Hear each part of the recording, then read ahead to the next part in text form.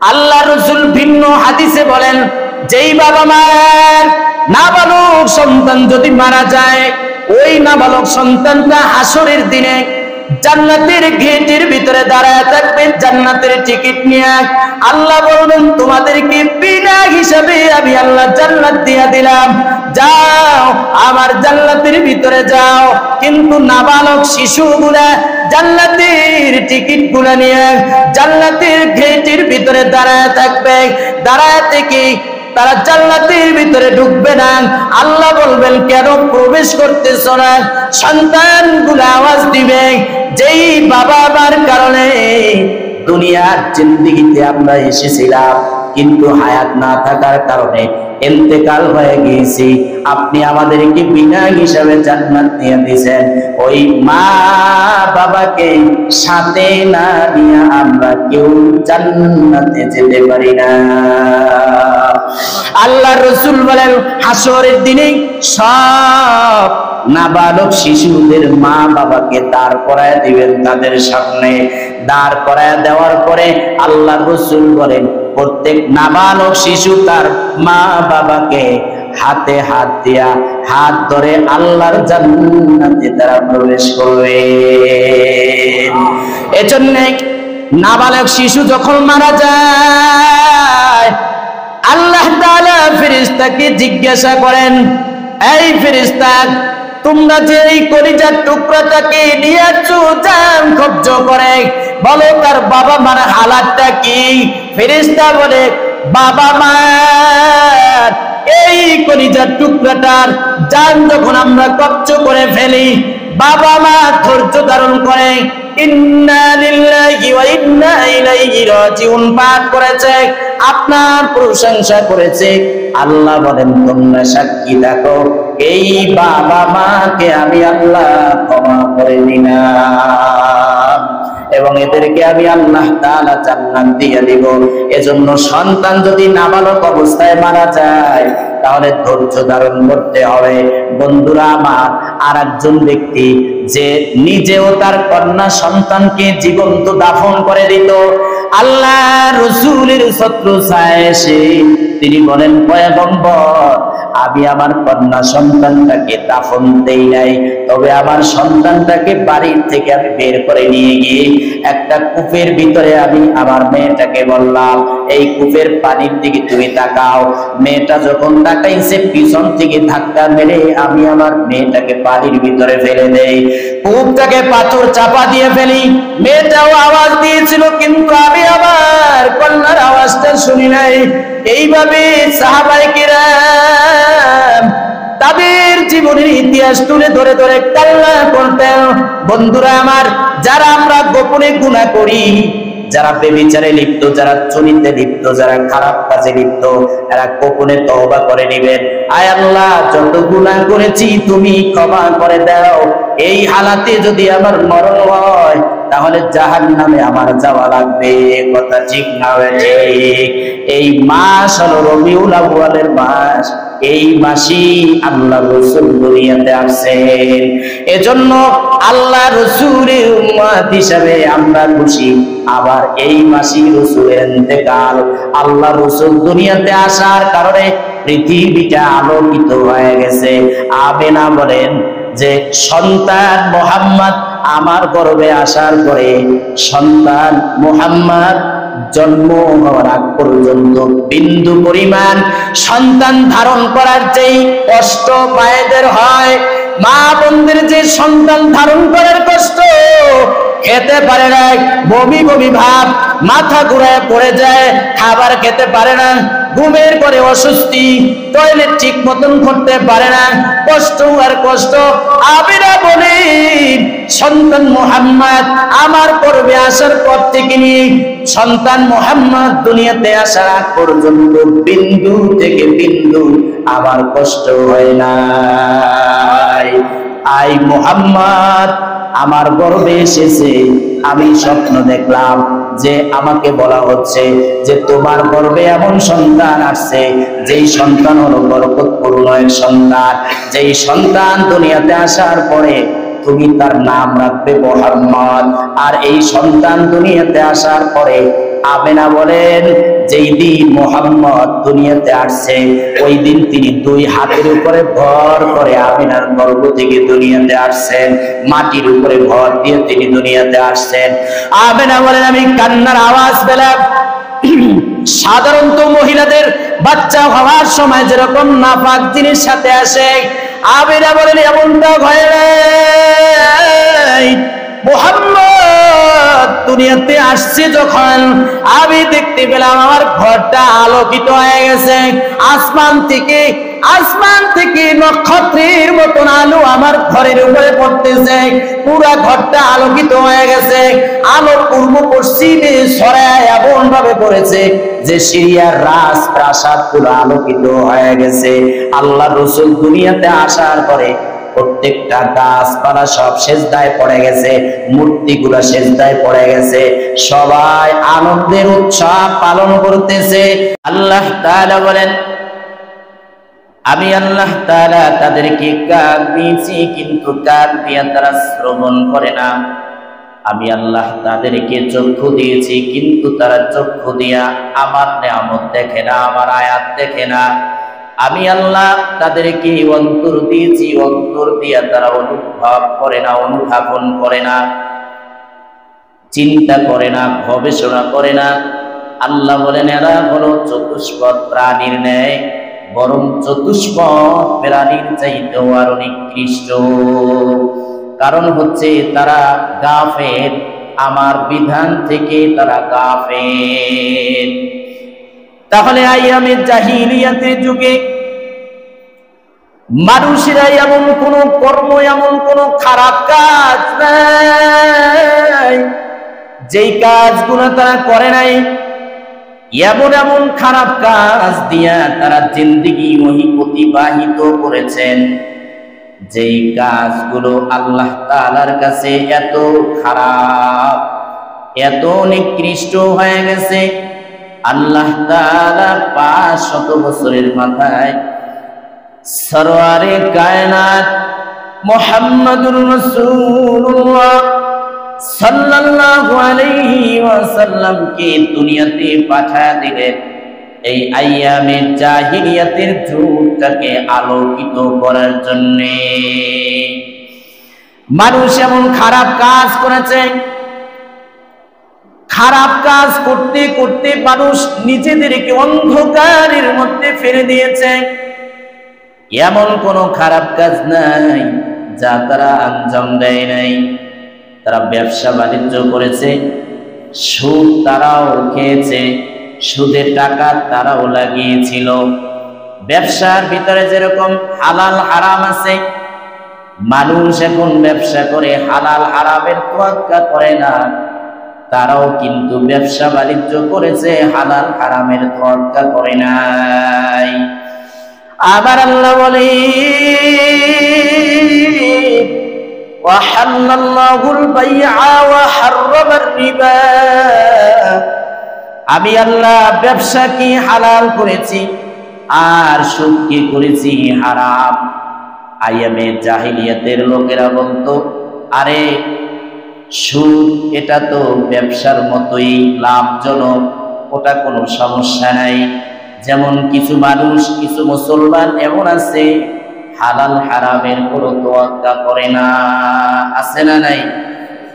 হারাম আর হালালের মাঝখানে কোনো বাছ বিচার নাই, শুধু টাকা পয়সা অর্জন করাই তাদের লক্ষ্য।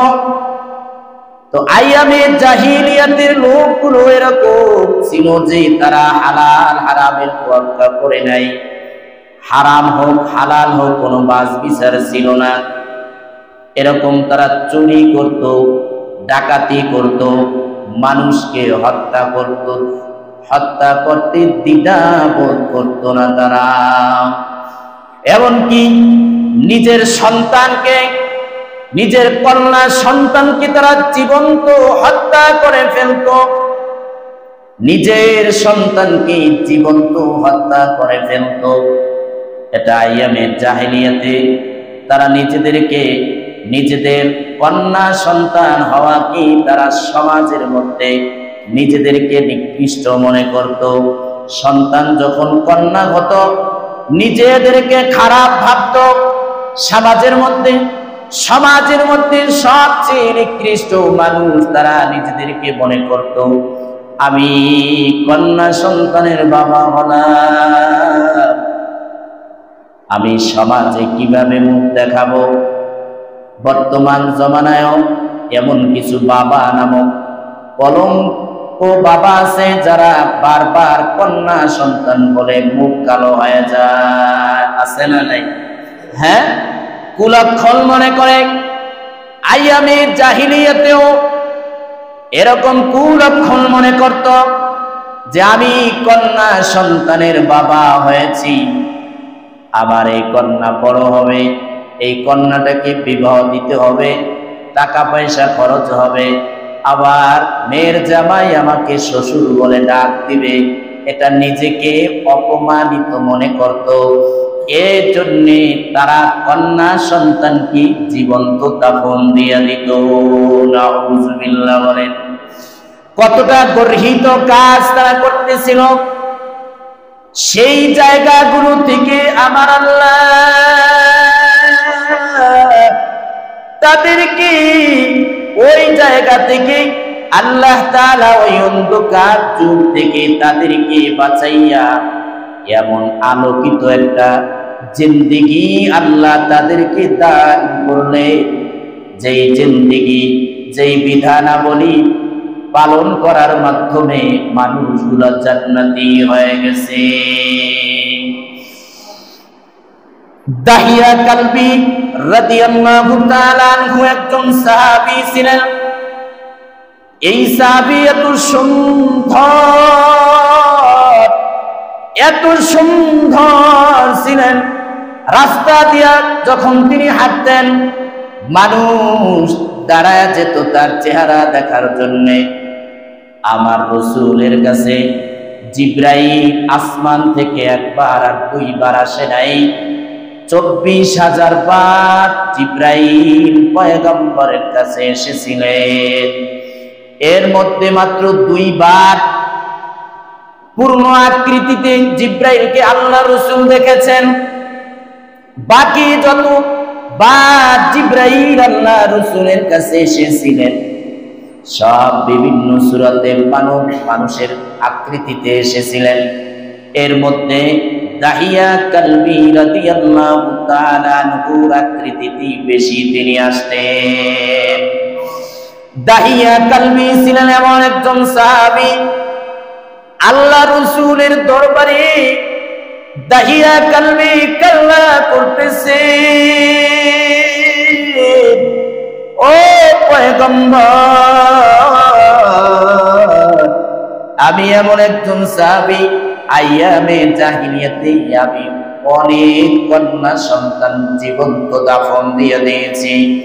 মাটির ভিতরে মাটিতে গর্ত খনন করে আমি মাটি চাপা দিয়েছি। দাহিয়া কালবি রাদিয়াল্লাহু তাআলা আনহু কান্না করতেছেন আর চিন্তা করতেছেন, পয়গম্বর ইসলাম গ্রহণ করেছে কিন্তু আমার জীবনের অপরাধকে আল্লাহ ক্ষমা করে দিয়েছেন। আল্লাহ রাসূল বলেন, আল ইসলামু ইয়াহদিমু মা কানা ক্বাবলাহু, ইসলাম গ্রহণ যে ব্যক্তি করবে তার পেছনের সব গুনাহ আল্লাহ ক্ষমা করে দিবেন। ইসলাম গ্রহণ করাটাই তার পেছনের সব গুনাহ আল্লাহ ধ্বংস করে দিবেন, শেষ করে দিবেন। আল্লাহ রাসূল বলেন, দাহিয়া রে, ইসলাম গ্রহণ করেছো, তোমার পিছনের গুনাহ আল্লাহ ক্ষমা করে দিবেন, কোনো টেনশন করো না। দাহিয়া বলেন, না ও পয়গম্বর, এমন গুনাহ আমি করেছি, আমার দৃঢ় বিশ্বাস, আমার অন্তরের ভিতরে এমন বিশ্বাস জমে আছে, মনে হয় যেন আমার সেই গুনাহ আল্লাহ ক্ষমা করবেন না। আল্লাহ রাসূল বলেন, সেই ঘটনা, সেই অপরাধটা কি এমন যে তুমি করেছ? দাহিয়া বললেন, আমি আমার জীবনে বহু কন্যা সন্তান জীবন্ত দাফন দিয়েছি, কিন্তু কোন কন্যা সন্তানের কথা আমার তেমন মনে পড়ে না।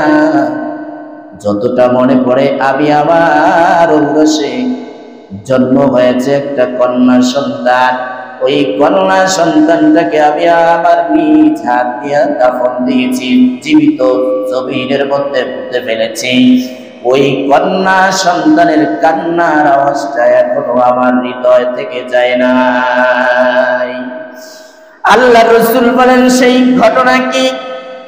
দাহিয়া বললেন, আমি আমার কন্যা সন্তান যখন দুনিয়াতে আসার সময় হয়েছে, এর আগেই আমি বাড়ি থেকে একটা সফরে চলে গিয়েছিলাম।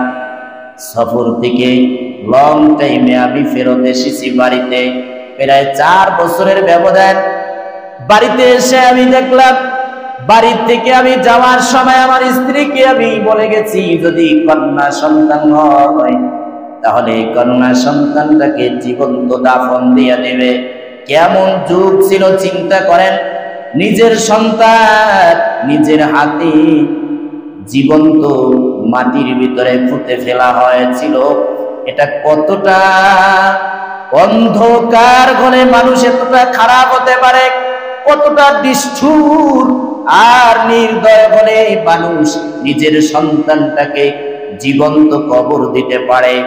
দাহিয়া কালবি বলেন, আমি আমার স্ত্রীকে আমি বলে গিয়েছিলাম, আমি সফরে যাইতেছি, যদি আমার কন্যা সন্তান হয় তাহলে এই কন্যা সন্তানটাকে জীবন্ত দাফন দিয়ে দেবে।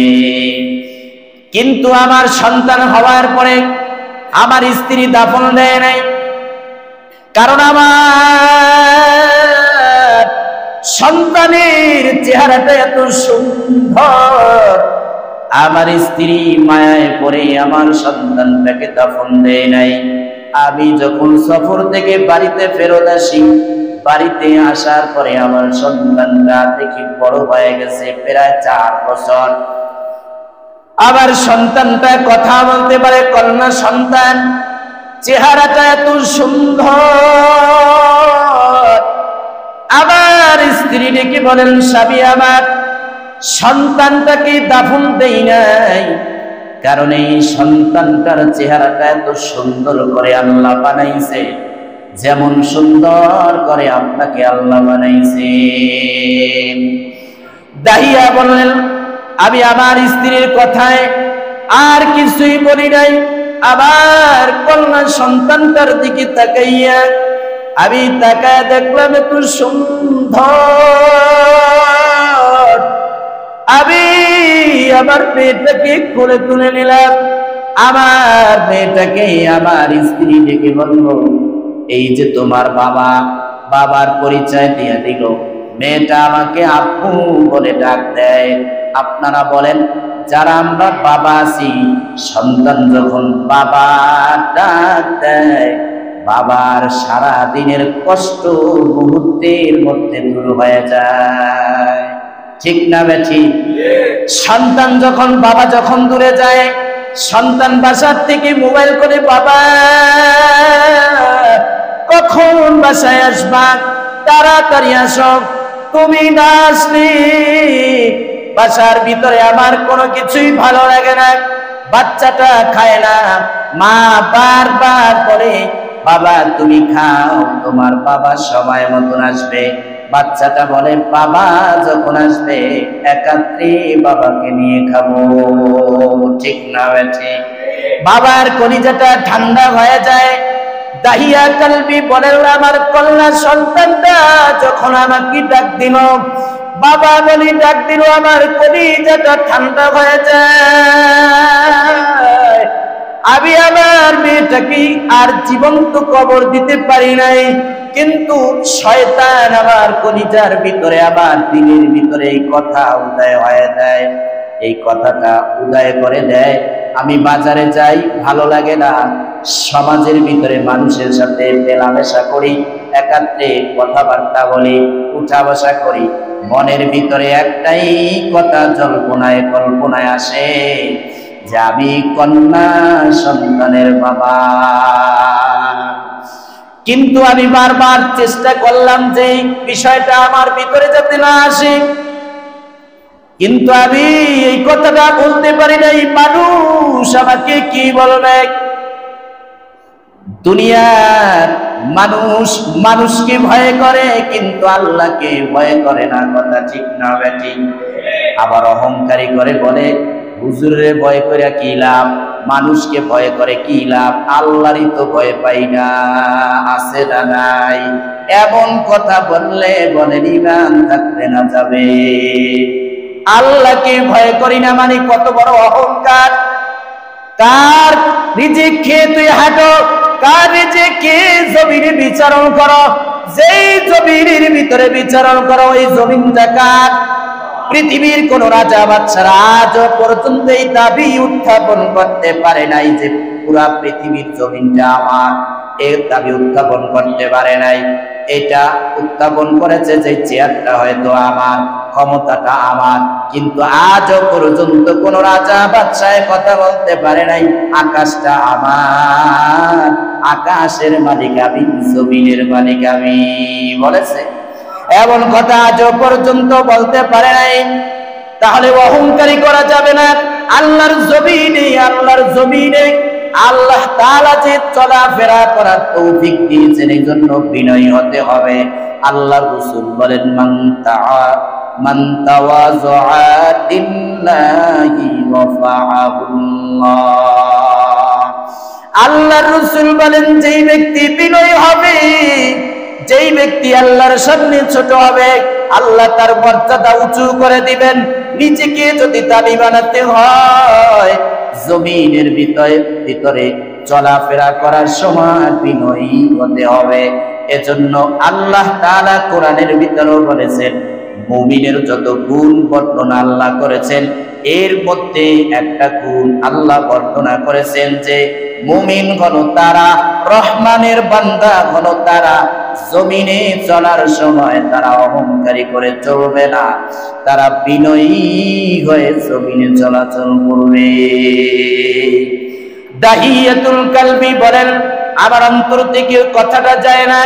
আমি চিন্তা করতেছিলাম, আমি কন্যা সন্তানের বাবা হলাম, এই কন্যা সন্তানটাকে কিভাবে সরানো যায়, সমাজ আমাকে কি বলবে, মানুষ আমাকে কি বলবে, এই চিন্তা করে করে আমি গভীর রজনীতে চিন্তা করতেছিলাম। আমার কন্যা সন্তানটা ঘুমায় গেছে, আমার স্ত্রীও আমার পাশে ঘুমান্ত। আমি চিন্তা করলাম, এই মেয়েটাকে, আমার কন্যাটাকে কিভাবে জীবন্ত কবর দেওয়া যায়। আমি চিন্তা করে করে সর্বশেষে সিদ্ধান্ত নিয়ে ফেললাম, যে মেয়েটাকে দাওয়াতের কথা বলে আমি আমার মেয়েটাকে বাড়ি থেকে বের করে জঙ্গলের কিনারায় পাহাড়ের কাছে গিয়ে জীবন্ত কবর দিয়ে ফেলল। সিদ্ধান্ত হওয়ার পরে সকাল যখন হয়ে যায়, আমি আমার স্ত্রীকে ডেকে বলি, ও আমার প্রিয় বিবি, আমার একমাত্র কন্যা সন্তানটাকে সুন্দরভাবে গোসল করায়া দাও, সুন্দর পোশাক আদি পরায়া দাও। আমার স্ত্রী বলে, কি কারণে এগুলো করতে বলতেছেন? কয়, আমার মেয়েটাকে নিয়ে আমি দাওয়াতে যাব, আমি আমার আত্মীয় বাড়িতে যাব, আমার মেয়েটাকে নিয়ে ওকে গোসল করায়া দাও, জনমের মতন সুন্দর কাপড় পরিধান করায়া দাও। মা তার কন্যা সন্তানটাকে ভালোভাবে গোসল করাইয়া, সুন্দর সুন্দর পোশাক পরাইয়া, সাজাইয়া আবার হাতে তুলে দিলেন। মা জানেন না এটাই তার শেষ বিদায়। আমি আবার কন্যাটাকে নিয়ে রওনা দিলাম। স্বাভাবিকভাবে আমরা যখন আমাদের বাচ্চাদেরকে নিয়ে দাওয়াতের কথা বলি বা কোথায় যাওয়ার কথা বলি, সন্তান কিন্তু দেখবেন অনেক খুশি, মায়ের কথাও তখন শুনে না। তাড়াতাড়ি শুধু এটাই বলে, তাড়াতাড়ি আমার জামাটা পরায়া দাও, আমাকে সাজায়া দাও, আমার জুতা পরায়া দাও, আমি আমার বাবার সাথে যাব। কতটা খুশি বাচ্চারা হয়ে যায়।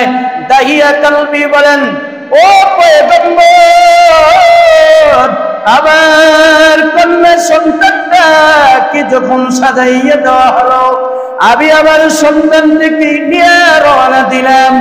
আমার কন্যা সন্তানটাকে নিয়ে রওনা দেই। আমি হাঁটতে হাঁটতে হাঁটতে হাঁটতে কন্যা সন্তানটাকে নিয়ে আমি আমার গন্তব্যের দিকে আগাইতেছি। গিয়া এক জঙ্গলের কিনারায় পাহাড়ের পাশে গিয়ে আমি অবস্থান করলাম। মেয়েটা ডেকে বললো, বাবা ওই তুমি কি দাওয়াতে যাবে না? আমাকে তো তুমি নিয়ে আসছো দাওয়াতের কথা বলে, কিন্তু দাহিয়া বলেন আমি আমার কন্যার কথা বিজ্ঞানের ভিতরে না নিয়ে আমি আমার অস্ত্র বের করে মাটি খনন শুরু করে দিলাম। গর্ত খনন করা শুরু করলাম। গর্ত খনন করতেছি, মেয়েটা দাঁড়িয়েছে। বাবা তুমি এখানে কি করবা? একটু পরে তুমি বুঝতে পারবে, যাও ওই কিছু দূর গিয়ে তুমি খেলা করো, আমি কাজ সমাপ্ত করি। দাহিয়া কালবি বলেন, ও পয়গম্বর, আমি গর্ত খনন করা শেষ করলাম। গর্ত শেষ হয়ে গেল খনন করা। এবারে আমি আমার মেয়েটাকে ডাক দিলাম। তাড়াতাড়ি মেয়েটাকে সারা দিয়ে আসলো। আমি আমার মেয়েটাকে ডাকার পরে যখন গর্তের কিনারায় চলে আসলো, আমি আমার মেয়েটাকে ডেকে বললাম, মা গর্তের ভিতরে তাকায় দেখো কি যেন দেখা যায়। মেয়েটা যখন গর্তের দিকে তাকায়, ও পয়গম্বর, আমি পেছন থেকে মেয়েটাকে একটা ধাক্কা মেরে দেই। সাথে সাথে আমার কন্যা সন্তানটা গর্তের ভিতরে পড়ে যায়। গর্তের ভিতরে যখন পড়ে যায়, হায়রে হায়রে, সন্তান যখন হোঁচটকে পড়ে যায় কান্না করে, তখন কিন্তু বাবাকে ডাক দেয়, মাকে ডাক দেয় আশ্রয়ের জন্য। আমার মেয়েটাও ডাক দিছে, ডাক দিয়া বলতেছি, বাবা কেন আমাকে গর্তের ভিতরে তুমি ফেলে দিলে? তুমি না বলেছো আমার মাকে তুমি আমাকে নিয়ে দাওয়াতে যাবে, তুমি আমাকে কেন গর্তের ভিতরে ফেলে দিলে? গর্তের থেকে আমাকে উঠাও। এবারে দাহিয়া কালবি বলেন, পয়গম্বর আমি গর্তের কিনারায় বসে বসে একটা একটা করে পাথর মারতেছি আর ইট মারতেছি গর্তের ভিতরে। মেয়েটার উপরে পাথরের আঘাত, পাথরের আঘাত, পাথরের আঘাত, ঠিকই দিয়ে রক্ত বের হইতেছে। মেয়েটা কান্না করতেছে আর আওয়াজ দিতেছে, বাবা আমাকে আর তুমি মেরো না, আমি আর সহ্য করতে পারি না। দাগিয়া বলেন, ওই কান্না আমার নিষ্ঠুর হৃদয়ের ভিতরে একটা বারের জন্য পয়গম্বর ঢুকে নাই। দাহিয়া বলেন, আমি আমার কন্যাটাকে বারবার পাথর মারতেছি আর কন্যাটা আওয়াজ দিতেছে। এইভাবে পাথর মেরে মেরে মেরে মেরে এক পর্যায়ে গর্তটা প্রায় পরিপূর্ণ হয়ে যাইতেছে।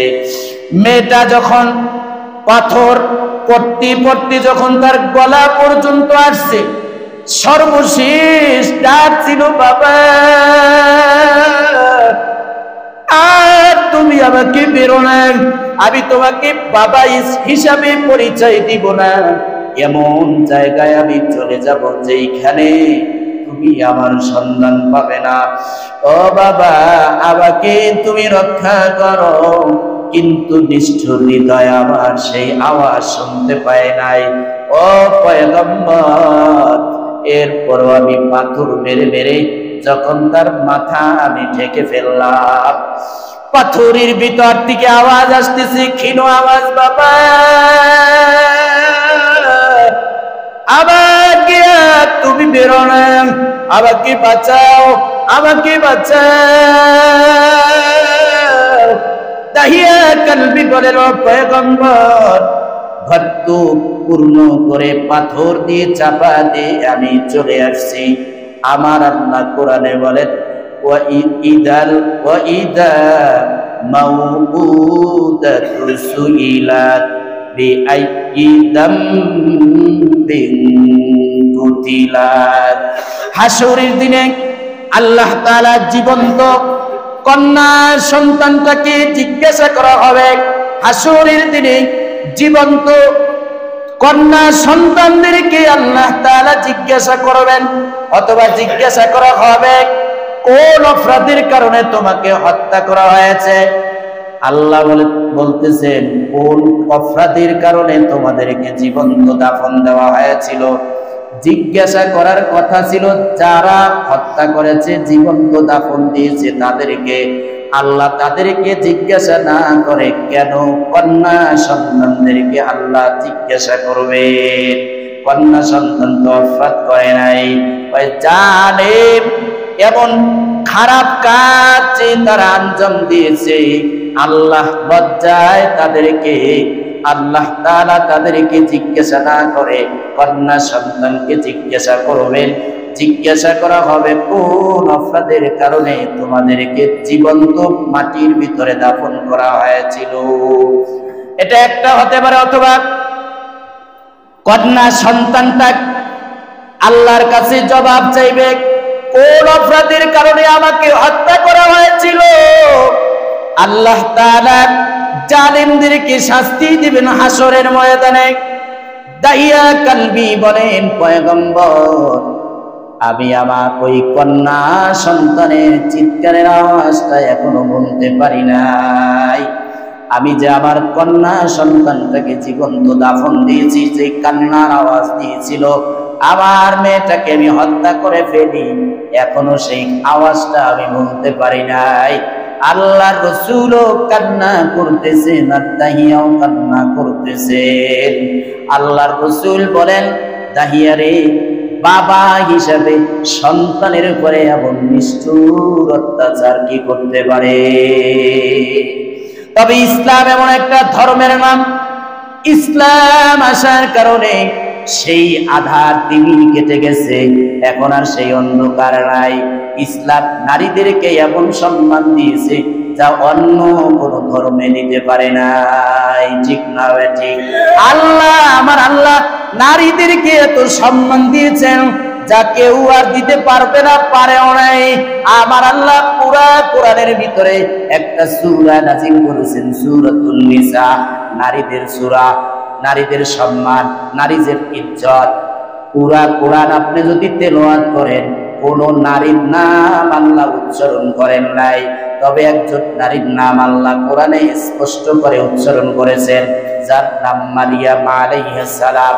মারিয়াম আলাইহিস সালাম যে পুত পবিত্র, তিনি যে বাবা ছাড়া সন্তান জন্ম দিয়েছেন, তিনি যে পবিত্র, আল্লাহর অর্ডারে যে সন্তান জন্ম দিয়েছেন, এই পবিত্রতা ঘোষণা করার জন্য আল্লাহ তাআলা আনাম একটা সূরা নাযিল করেছেন, সূরাতু মারিয়াম। মারিয়াম আলাইহিস সালামের নাম কোরআনে স্পষ্ট আছে, আর কোন নারীর নাম স্পষ্ট করে আল্লাহ বলেন নাই। নারীদেরকে আল্লাহ সম্মান দিয়েছেন, এত সম্মানিত আল্লাহ করেছেন। আল্লাহর রাসূল এক হাদিসে বলেন, কোন বাবা যদি লাগাতার 3টা কন্যা হয়, তাহলে ওই বাবা আমার সাথে জান্নাতে একত্রে থাকবে।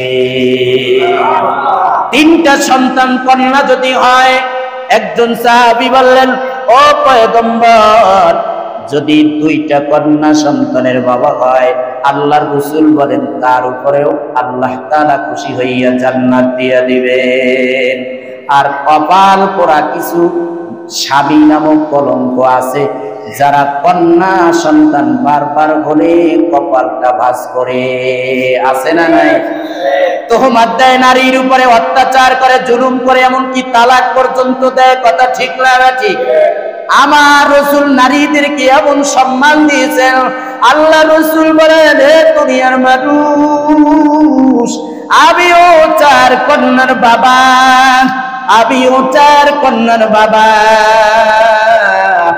ফাতেমা বলেন যে আল্লাহর রাসূল যখন মদিনা থেকে সফরে যাইতেন, সফর থেকে যখন ফিরতেন, সর্বপ্রথম আমার বাসায় এসে আমার হালাত জানতেন, তারপরে তিনি তার স্ত্রীদের কাছে চলে যাইতেন। আম্মা জানা আয়েশা বলেন, একজন গরিব মহিলা 2টা কন্যা সন্তান নিয়ে আমার বাসায় একদিন আসলেন। আমি তাদেরকে মেহমানদারি করাইলাম, আমি 3টা খেজুর দিলাম, যেহেতু তারা তিনজন, মা আর মেয়ে মিলে তিনজন, মেয়ে দুইজন, মা একজন, তিনজন মোট। আমি 3টা খেজুর দিলাম। খেজুর 3টা মায়ের হাতে দিলাম, বাচ্চাদের হাতে দেই নাই। 3টা খেজুর নিয়ে মা 2 মেয়েকে 2টা দিয়ে দিল, আর একটা খেজুর তার হাতের মধ্যে রেখে দিল। মা খায় নাই, আমি তাকায় রইলাম। মেয়ে 2টা খেজুর খাওয়ার পরে এরপরে আমি তাকায় দেখলাম মা 3য় খেজুরটা 2টা ভাগ করে 2 সন্তানের হাতে দিয়ে দিছে। ঘটনা এ পর্যন্তই। মহিলা চলে গেল কন্যা সন্তান নিয়ে। আল্লাহ রাসূল যখন আমার ঘরে আসলেন, পয়গম্বরকে আমি বললাম, ও পয়গম্বর, একজন মহিলা এসেছিল 2টা কন্যা সন্তান নিয়ে, 3টা খেজুর দিলাম। 2টা খেজুর 2 জনকে দিয়ে দিল। অবশেষে অবশিষ্ট খেজুরটা ভাগ করে 2 কন্যার হাতে দিয়ে দিল। ঘটনাটা কেমন চমৎকার! মা নিজে খায় নাই, সন্তানকে খাওয়ায়া তারপরে সন্তানকে লালন পালন করে বড় করতেছে। আল্লাহ রাসূল বলে, আয়েশা, ওই মহিলার উপরে আল্লাহ তাআলা খুশি হইয়া জান্নাত দিয়ে দিছে এবং জাহান্নাম থেকে আল্লাহ তাআলা বাঁচায় দিয়েছেন। তাহলে কন্যা সন্তান হওয়া এটা জান্নাতে যাওয়ার লক্ষণ। কথা ঠিক না ঠিক? কন্যা সন্তান এটা সমাজের জন্য কুলক্ষণ না, বাবার জন্য কুলক্ষণ না, মায়ের জন্য কুলক্ষণ না। যেই স্বামী স্ত্রী সর্বপ্রথম সন্তান হবে কন্যা, ওই ঘরের ভিতরে আল্লাহ তাআলা বরকত দিয়ে ভরপুর করে দিবে। যেই ঘরে কন্যা সন্তান হয়, আসমান থেকে একজন ফেরেশতা আসে, এসে ওই কন্যা সন্তানটাকে আওয়াজ দিয়া বলে, এই তুমিও দুর্বল, তুমি যার থেকে দুনিয়াতে আসছো সেও দুর্বল, তোমরা বরকতপূর্ণ হোক, তোমার ঘর বরকতপূর্ণ হোক। ওই ফেরেশতা দোয়া করে, ঘরটা বরকতপূর্ণ হয়ে যায়। এজন্য কন্যা সন্তানকে কখনো খারাপ নজরে দেখা যাবে না। রাজি আছি তো ইনশাআল্লাহ?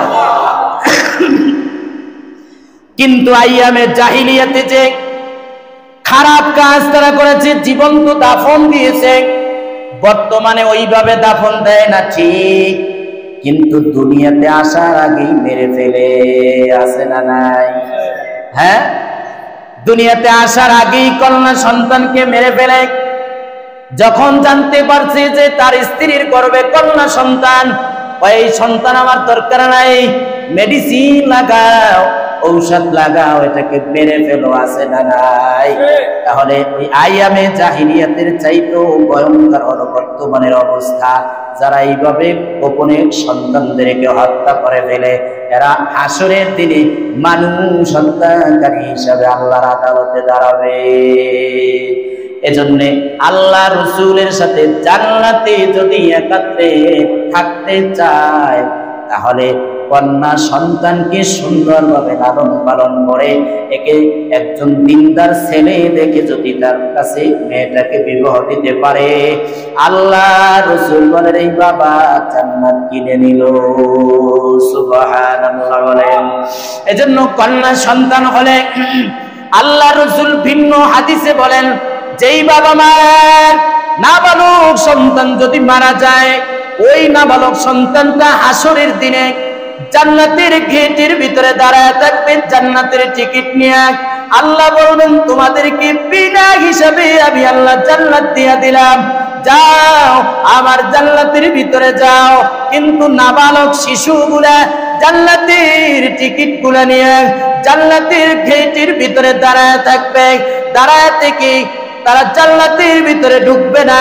আল্লাহ বলবেন, কেন প্রবেশ করতেছ না? সন্তানগুলো আওয়াজ দিবে, যেই বাবা মার কারণে দুনিয়ার জিন্দেগিতে আমরা এসেছিলাম, কিন্তু হায়াত না থাকার কারণে ইন্তেকাল হয়ে গিয়েছি, আপনি আমাদেরকে বিনা হিসাবে জান্নাত দিয়ে দিয়েছেন। ওই মা বাবাকে সাথে না নিয়ে আমরা কেউ জান্নাতে যেতে পারি না। আল্লাহ রাসূল বলেন, হাসরের দিনে সব নাবালক শিশুদের মা বাবাকে দাঁড় করায় দিবেন তাদের সামনে। দাঁড় করায় দেওয়ার পরে আল্লাহ রাসূল বলেন, প্রত্যেক নাবালক শিশু তার মা বাবাকে হাতে হাত দিয়া হাত ধরে আল্লাহর জান্নাতে তারা প্রবেশ করবে। এজন্য নাবালক শিশু যখন মারা যায় আল্লাহ তাআলা ফেরেশতাকে জিজ্ঞাসা করেন, এই ফেরেশতা, তোমরা যে এই কলিজার টুকরাটাকে নিয়ে আসছো জান কবজ করে, বলো তার বাবা মার হালাতটা কি? ফেরেশতা বলে, বাবা মা এই কলিজার টুকরাটার জান যখন আমরা কবজ করে ফেলি, বাবা মা ধৈর্য ধারণ করে ইন্না লিল্লাহি ওয়া ইন্না ইলাইহি রাজিউন পাঠ করেছে, আপনার প্রশংসা করেছে। আল্লাহ বলেন, তোমরা সাক্ষী থাকো, এই বাবা মাকে আমি আল্লাহ ক্ষমা করে দিলাম এবং এদেরকে আমি আল্লাহ তাআলা জান্নাত দিয়ে দিব। এজন্য সন্তান যদি নাবালক অবস্থায় মারা যায় তাহলে ধৈর্য ধারণ করতে হবে। বন্ধুরা আমার, আরেকজন ব্যক্তি যে নিজেও তার কন্যা সন্তানকে জীবন্ত দাফন করে দিত, আল্লাহ রাসূলের শত্রু এসে তিনি বলেন, পয়গম্বর, আমি আমার কন্যা সন্তানটাকে দাফন দেই নাই, তবে আমার সন্তানটাকে বাড়ির থেকে আমি বের করে নিয়ে গিয়ে একটা কূপের ভিতরে আমি আমার মেয়েটাকে বললাম, এই কূপের পানির দিকে তুমি তাকাও। মেয়েটা যখন তাকাইছে, পিছন থেকে ধাক্কা মেরে আমি আমার মেয়েটাকে পানির ভিতরে ফেলে দেই, কূপটাকে পাথর চাপা দিয়ে ফেলি। মেয়েটাও আওয়াজ দিয়েছিল, কিন্তু আমি আমার কন্যার আওয়াজটা শুনি নাই। এইভাবে সাহাবায়ে কিরাম তাদের জীবনের ইতিহাস তুলে ধরে ধরে কান্না করতেন। বন্ধুরা আমার, যারা আমরা গোপনে গুনাহ করি, যারা বেবিচারে লিপ্ত, যারা চুরিতে লিপ্ত, যারা খারাপ কাজে লিপ্ত, এরা গোপনে তওবা করে নেবেন। আয় আল্লাহ, যত গুনাহ করেছি তুমি ক্ষমা করে দাও। এই হালাতে যদি আমার মরণ হয় তাহলে জাহান্নামে আমার যাওয়া লাগবে। কথা ঠিক না ঠিক? এই মাস হলো রবিউল আউয়ালের মাস। এই মাসে আল্লাহ রাসূল দুনিয়াতে আসেন, এজন্য আল্লাহ রাসূলের উম্মত হিসেবে আমরা খুশি। আবার এই মাসে রাসূলের ইন্তেকাল, আল্লাহ রাসূল দুনিয়াতে আসার কারণে পৃথিবীটা আলোকিত হয়ে গেছে।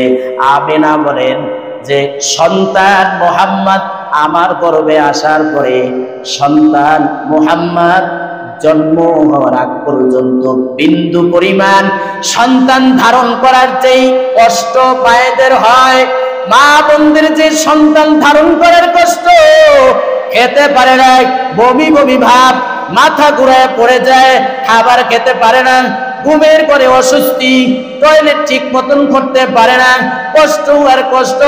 আমিনা বলেন সন্তান মুহাম্মদ আমার গর্ভে আসার পর থেকে নিয়ে সন্তান মুহাম্মদ দুনিয়াতে আসার আগ পর্যন্ত বিন্দু থেকে বিন্দু আমার কষ্ট হয় না। আই মুহাম্মদ আমার গর্ভে এসেছে, আমি স্বপ্ন দেখলাম যে আমাকে বলা হচ্ছে যে তোমার গর্ভে এমন সন্তান আসছে যেই সন্তান হলো বরকতপূর্ণ এক সন্তান, যেই সন্তান দুনিয়াতে আসার পরে তুমি তার নাম রাখবে মুহাম্মদ। আর এই সন্তান দুনিয়াতে আসার পরে আমিনা বলেন যেই দিন মুহাম্মদ দুনিয়াতে আসছে ওই দিন তিনি দুই হাতের উপরে ভর করে আমিনার গর্ভ থেকে দুনিয়াতে আসছেন, মাটির উপরে ভর দিয়ে তিনি দুনিয়াতে আসছেন। আমিনা বলেন আমি কান্নার আওয়াজ পেলাম। সাধারণত মহিলাদের বাচ্চা হওয়ার সময় যেরকম নাপাক জিনিস সাথে আসে, আমিনা বলেন এমনটা হয় নাই। মুহাম্মদ দুনিয়াতে আসছে যখন আমি দেখতে পেলাম আমার ঘরটা আলোকিত হয়ে গেছে। আসমান থেকে নক্ষত্রের মতন আলো আমার ঘরের উপরে পড়তেছে, পুরা ঘরটা আলোকিত হয়ে গেছে। আলো পূর্ব পশ্চিমে ছড়ায় এমন ভাবে পড়েছে যে সিরিয়ার রাজপ্রাসাদ পুরো আলোকিত হয়ে গেছে। আল্লাহ রাসূল দুনিয়াতে আসার পরে প্রত্যেকটা গাছপালা সব সেজদায় পড়ে গেছে, মূর্তিগুলা সেজদায় পড়ে গেছে, সবাই আনন্দের উৎসব পালন করতেছে।